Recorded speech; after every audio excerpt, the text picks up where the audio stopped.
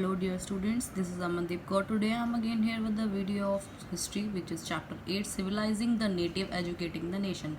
Civilizing means शहरीकरण जैसे बोला जाता था, शहरों का निवास करना, and the native means देशी, जैसे कि हम लोग हैं, हम अपने देश में रह रहे हैं, then we are the देशी. Educating the nation, राष्ट्र को educate करना. अब हम इस चैप्टर में हम टॉपिक्स देखेंगे. How the British so education. जो ब्रिटिशर्स थे उन्होंने एजुकेशन को किस तरीके से बढ़ाया, जो एजुकेशन में क्या क्या उन्होंने चेंजेस किए. What happen to the local schools में क्या चेंजेस आए. The agenda of the national education. अब हम देखेंगे अंडरस्टैंडिंग द ओरिएंटलिज्म. ओरिएंटलिज्म क्या होता है. Orientalism is a scholarly study of the history. मतलब कि हिस्ट्री को स्टडी करना, the different cultures and the traditions of Asia. जो एशिया के डिफरेंट कल्चर्स थे या फिर जो ट्रेडिशनल थे, they are the orientalism. British orientalism, जैसा कि हमने प्रीवियस चैप्टर्स में पढ़ा था, जो ब्रिटिशर्स थे उन्होंने इंडिया में आकर इंडिया में उनके आने से जो नवाब थे, राजा थे या फिर जो किसान थे या जो ट्रेडर्स थे, उनकी जो लाइफ थी बहुत ज़्यादा अफेक्ट हुई थी. बट ऐसा नहीं है कि सिर्फ जो राजा थे या फिर जो आम लोग थे वही अफेक्ट हुए थे, but the study also affected by the Britishers. जो स्टडी थी या फिर जो एजुकेशन के जो तरीके थे वो भी ब्रिटिशर्स के आने से बहुत ज़्यादा अफेक्टेड हुए थे. इन दिस चैप्टर, इस चैप्टर में we will learn about the different views on education. हम डिफरेंट व्यूज़ पढ़ेंगे एजुकेशन के जो ब्रिटिशर्स ने इंडियंस के एजुकेशन के ऊपर किए. One such view was the orientalist belief. उनमें से एक जो व्यू है वो क्या है, orientalist belief. Before we study the orientalist belief on education, इसको पढ़ने से पहले हम इस मीनिंग को देखेंगे. इसका मीन क्या है. Orient means the orient refers to the countries of Asia, मतलब countries of the east, specially east Asia. Orientalist क्या है. And orientalist is someone from the west. Orientalist वो होते हैं जो वेस्ट से, हु स्टडीज़ द लैंग्वेज, जो language को स्टडी करते हैं, कल्चर को स्टडी करते हैं, हिस्ट्री को, और the custom of the eastern Asia, और जो भी रस्म या रीति रिवाज जो तौर तरीके होते हैं ईस्टर्न एशिया के, उन्हें ओरिएंटलिस्ट बोला जाता है, जो इन सब चीज़ों को स्टडी करते हैं. Orientalism is the scholarly study of the history. History को स्टडी करने का जो भी तरीका है उसे ओरिएंटलिज्म बोला जाता है. The different culture and the traditions of the Asia.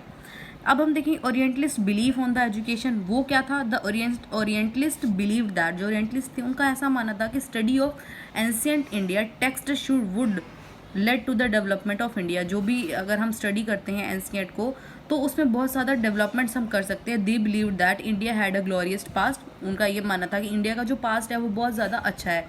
And revival of ancient knowledge. Revival मतलब उस चीज़ को दोबारा हम उसकी नॉलेज को गेट कर सकते हैं, उन सब चीज़ों को हम दोबारा दोहरा सकते हैं. Could bring back it's lost glory. जो इंडिया का जो ग्लोरी है, मतलब कि जो भी शान शौकत है जो खो गई है, हम उसे दोबारा से प्राप्त कर सकते हैं. दे एस्टैब्लिश, उन्होंने इंस्टीट्यूट को एस्टैब्लिश किया. उन्होंने जो एनसीईआरटी टेक्स्ट थे जैसे हम आज पढ़ रहे हैं, उन्होंने जो जैसे कि हम आज हिस्ट्री को स्टडी कर रहे हैं, तो ये सब भी किसके द्वारा हम कर रहे हैं. जो एजुकेशन में जो चेंजेस हुए थे ब्रिटिशर्स के द्वारा, उसी के कारण हम अपनी हिस्ट्री को, अपने पास्ट को स्टडी कर पा रहे हैं. तो उन्होंने कौन सा ओपन किया. First Hindu college establish in 1791 में उन्होंने हिंदू कॉलेज को एस्टैब्लिश किया, जिसे संपूर्णानंदन संस्कृत विश्वविद्यालय कहा जाता है. And the second is the madrasa established in Kolkata in 1781, that is now known as the Aliya university.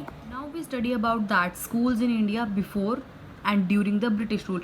मतलब कि ब्रिटिशर्स के आने से पहले जो स्कूल्स की जो रूल्स एंड रेगुलेशंस थे वो किस तरीके थे या स्टडी का मटेरियल उनका किस तरीके का था. एंड जो दूसरा तरीका है ड्यूरिंग द ब्रिटिश रूल, मतलब जब ब्रिटिश रूल्स चल रहा था तो हमारी जो एजुकेशन थी उसमें क्या क्या चेंजेस आए. School existed in India before the arrival of the British. The schools operated in a very difficult way from the school the British establish. लेकिन जब ब्रिटिशर्स ने स्कूल को एस्टैब्लिश किया तो वो थोड़ा डिफरेंट तरीके का था उसे चलाना, उसे ऑपरेट करना. So let us compare the changes between before the British pre British era and the during British rules. मतलब कि प्री ब्रिटिश एरा मतलब ब्रिटिशर्स के आने से पहले जो हमारी एजुकेशन थी, एंड जब ब्रिटिशर्स आए थे उस टाइम पे हमारी जो एजुकेशन की थी वो किस तरीके की थी. The education structure was flexible with no separate school buildings और सेपरेट क्लासेस. जो एजुकेशन स्ट्रक्चर था वो बहुत फ्लेक्सीबल था. किसी भी तरह की कोई बिल्डिंग्स नहीं थी उस टाइम पे, ना ही कोई अलग अलग क्लासेस थी. Benches, chairs, black boards and no there is a no annual examination. But during the britishers क्या हुआ, new routines and new structures बनाए उन्होंने, एनुअल एग्जाम से इंट्रोड्यूस करवाया, regular fees, fix sitting and the new rules of discipline. Schools were closed during the harvest season. जब फसलों की कटाई का टाइम होता था स्कूल उस टाइम पे क्लोज हो जाते थे, because the peasants need their child for the work in the field. क्योंकि जो पीजेंट्स थे उन्हें अपने बच्चों की ज़रूरत होती थी for in the field. But during the British time पे क्या हुआ, classes were conducted during the harvest season. Harvest season पे भी क्लासेज लगाई जाती थी, which led to the absenteeism among the children of the peasants. Teaching was oral. उस time पे ऑरल टीचिंग होती थी. गुरु ये डिसाइड करता था कि किस बच्चे को क्या पढ़ाना है उसकी ज़रूरत के अकॉर्डिंग. बट आज के टाइम पे क्या है, फिक्स टेक्स्ट बुक है हमारे पास, टीचिंग के लिए भी और स्टडी के लिए भी. The fee dependent on the income of the peasant. और फीस जो थी वो किस पे डिपेंडेंट थी, डिपेंडेंट थी कि जो पीजेंट है या उनकी इनकम पे डिपेंड करती थी, चाहे वो पोर हो, चाहे वो रिच हो, या फिर जिसका पुअर बैकग्राउंड हो.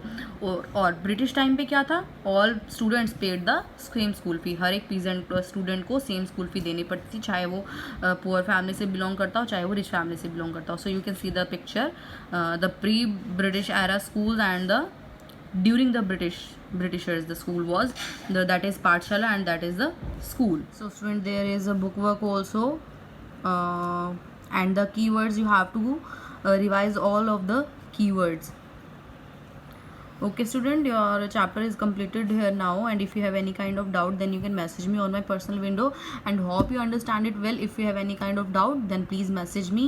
And student, please do your question answers and your notebook work regularly. And if you are unable to understand any kind of question and topic, then you can message me and you can ask me on the Zoom classes. Okay students, thank you and have a nice day.